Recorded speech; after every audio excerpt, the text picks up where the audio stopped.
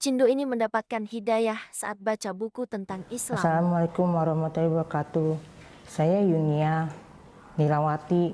Nama Cina saya La Yunshen, tapi saya biasa dipanggil Yun Yun. Dulu saya agamanya Buddha, ya karena ikut orang tua saja.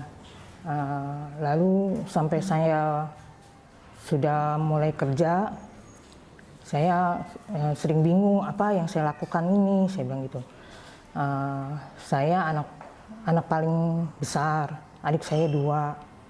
Papa mama saya keturunan Cina juga, tapi nggak asli dari Cina.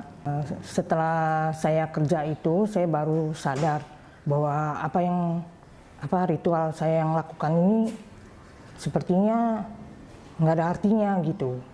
Jadi saya suka ikut-ikut temen. Waktu itu saya ikut temen saya kebaktian di kantornya. Terus saya juga ikut kebaktian di gereja dekat rumah. Sampai berjalan hampir setengah tahun kalau nggak salah. Setelah itu saya ketemu temen satu gedung tapi bukan satu kantor. Temen itu sering ketemu, sering main gitu, terus nanya-nanya sama saya, soalnya dia sering lihat saya ikut kebaktian.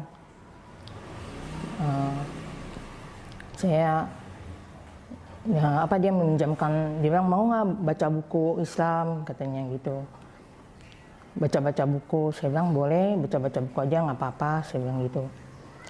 Jadi saya coba baca-baca, ada satu bukunya yang menarik, yaitu judulnya Mengenal Kebenaran Yesus dalam versi Islam dan Kristen.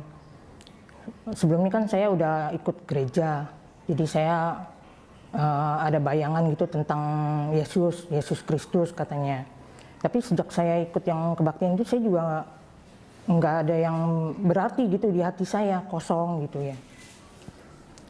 Terus sesudah saya baca satu buku itu, saya senang gitu, kayaknya kena di hati saya rasa adem. Terus saya banyak-banyak baca buku lagi. Dulu sebelumnya kan saya agamanya Buddha, itu juga apa yang saya sembah juga tidak nampak, dan saya hanya ikut-ikutan. Itu yang saya lakukan ritual, sepertinya hati saya nggak kosong gitu, nggak ada artinya. Saya bilang ini ngapain ya, saya bilang gitu. Terus saya suka mikir, dunia ini siapa yang cipta, saya bilang gitu. Waktu itu kan dalam agama Buddha saya, pelajarannya tuh bahwa alam semesta itu terjadi dengan begitu saja katanya. Terus saya berpikir nggak mungkin, saya bilang gitu, pasti ada yang menciptakan, saya bilang. Dan itu pemikiran saya.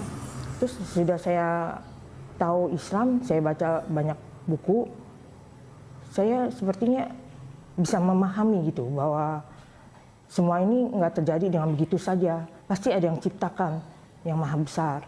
Makanya saya yakin, saya bilang Allah memang ada, saya bilang. Nggak mungkin semuanya terjadi begitu saja. Jadi pasti ada yang maha besar yang menciptakannya. Dalam menjalankan ibadah, waktu sebelumnya yang awal saya Buddha, saya kan tidak mengerti bahasanya. Juga saya tidak merasakan kesejukan di hati saya gitu, seperti kosong. Terus saya coba ke Kristen, dengan bahasa yang saya mengerti, saya nggak merasakan ketenangan juga. Saya merasa kosong. Saya juga waktu itu sebenarnya ngambang, saya bingung apa ya yang saya cari, saya bilang gitu. Nah ya sejak saya kenal Islam, gara-gara baca buku satu itu, justru saya merasa sejuk. Saya bilang, kok saya baca cerita ini aja, saya tenang gitu ya, saya mau mempelajari lebih dalam. Dan ternyata sudah saya di Islam, biarpun banyak beberapa huruf Arab yang saya tidak mengerti, Tapi saya bisa merasakan keagungan kandungannya gitu di dalam Islam itu. Pokoknya saya merasakan hati saya sih seperti disiram air sejuk gitu. Jadi kalau saya sholat, kadang-kadang ya memang banyak cobaan, banyak godaan, tapi saya merasa tenang sesudah sholat. Karena saya berpikir bahwa saya butuh sholat ini untuk ketenangan saya. Jadi saya tetap menjalankan dan mau memperdalam lebih banyak lagi Islam. Akhirnya saya penasaran, saya tanya sama teman saya itu, kalau mau masuk Islam tuh bagaimana caranya, saya bilang gitu.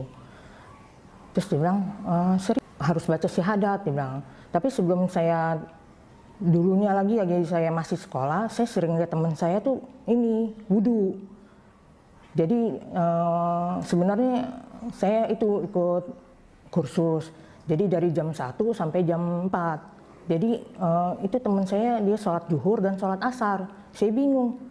Waktu jam 1 itu dia ke WC, dia wudhu, dia sholat. Terus orang jam 3 dia gitu lagi. Saya bingung. Saya bilang, kenapa kamu sering cuci-cuci muka? Saya bilang gitu. Saya kalau mau sholat harus begitu katanya. Wah bersihkah banget kamu ya? Saya bilang gitu. Emang sehari kamu berapa kali sholatnya? 5. Wah saya kayak kagum gitu ya. Saya senang sejak dengar itu. Wah bagus sih berarti kenapa cuci sampai banyak gitu ya, saya bilang. Bersih sekali, saya bilang gitu. Nah terus sejak saya baca buku itu saya jadi kebayang lagi teman saya itu. Wah luar biasa, saya bilang. Islam itu indah ya, saya bilang. Bagus banget, bersih lagi, saya bilang. Akhirnya saya udah pikir-pikir, sesudah nanya sama teman saya itu baca syahadat bagaimana, di mana. Saya bertekad, saya bilang biarinlah saya ambil jalan ini, semoga saya dapat kemudahan, seperti gitu. Jadi akhirnya saya baca syahadat di Masjid Al-Azhar. Saya diam-diam, orang tua saya nggak tahu. Saya udah tahu lah pasti menentang gitu ya. Sesudah itu saya coba-coba sholat, tapi sholatnya juga nggak bisa full. Sholatnya sambil sambil pegang buku gitu, soalnya belum hafal. Terus satu hari lagi mau sholat isya, hujan. Terus adik saya ada di kamar, biasa saya sholatnya di kamar. Adik saya juga nggak tahu saya udah masuk Islam. Terus saya sholat di luar, saya lupa sejadahnya sama mukena saya taruh di ruangan itu. Enggak saya bawa ke kamar, diumpetin. Besok paginya ketemu sama mama saya bingung. Ini baju sembahyang siapa, katanya gitu. Terus saya diem aja, aduh iya saya lupa, saya bilang. Terus ditanyain ke pembantu bilang itu bukan punya saya, dia bilang gitu. Punya siapa ini, dia teriak-teriak, mama saya marah-marah terus. Akhirnya saya ngaku, punya Yun, saya bilang gitu. Terus saya dimarahin. Kapan kamu masuk Islam? Kenapa kamu bisa begitu? Wah, saya dimarahin terus. Pokoknya saya nggak dikasih kesempatan untuk jawab, ditanyain terus menerus.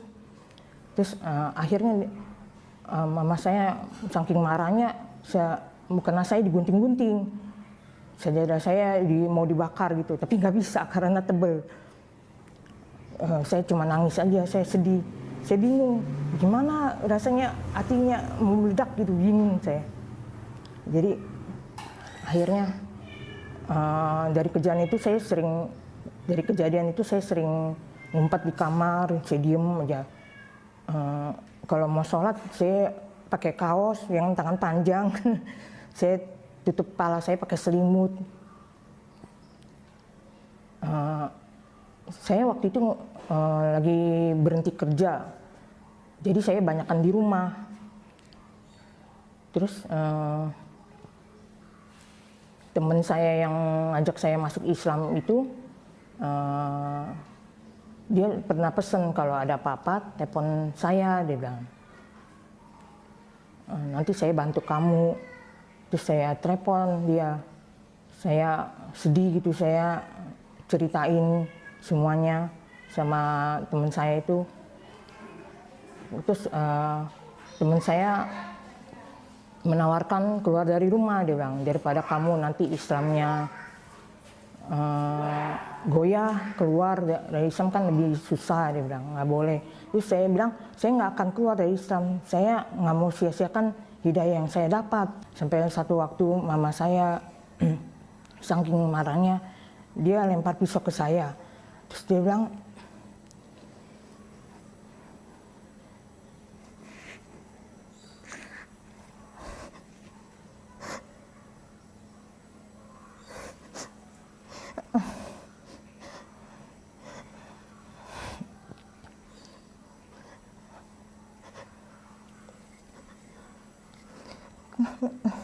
kata mama saya, kamu harus bunuh mama atau keluar dari Islam.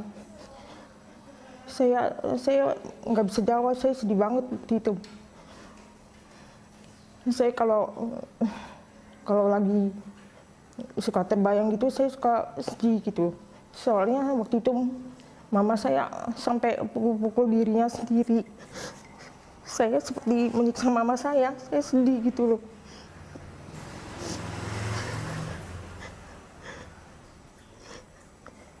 Kalau udah mama saya udah begitu nekat gitu, saya kunci diri di dalam kamar, saya nggak berani keluar. Itu saya cerita sama teman saya itu yang ngajak saya masuk Islam. Dia bilang, kamu keluar aja dari rumah, dia bilang, keluar diam-diam supaya mama kamu nggak menekan kamu lagi. Soalnya saya bingung, saya ditekan suruh bunuh mama saya atau keluar dari Islam, dua-duanya sama-sama berat. Saya nggak bisa milih itu. Terus akhirnya satu waktu saya diam-diam keluar rumah. Saya kos di lain tempat. Saya putus komunikasi sama mama saya, tapi saya sering telepon adik saya di kantornya.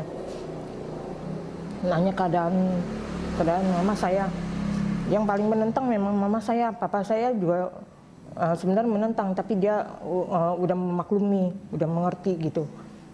Kata papa saya, nggak apa-apa itu kalau agama yang dia pilih, biarin aja. Tapi mama saya nggak terima. Dia selalu berulang-ulang bilang, bunuh mama atau keluar dari Islam. Dia bilang gitu. Terus akhirnya saya keluar dari rumah. Saya masih nanya adik-adik saya. Katanya adik saya masih menentang, dibilang gitu. Ya udah, saya akhirnya kos terus menerus. Di situ saya ditemenin teman saya yang mengajak saya ke Islam.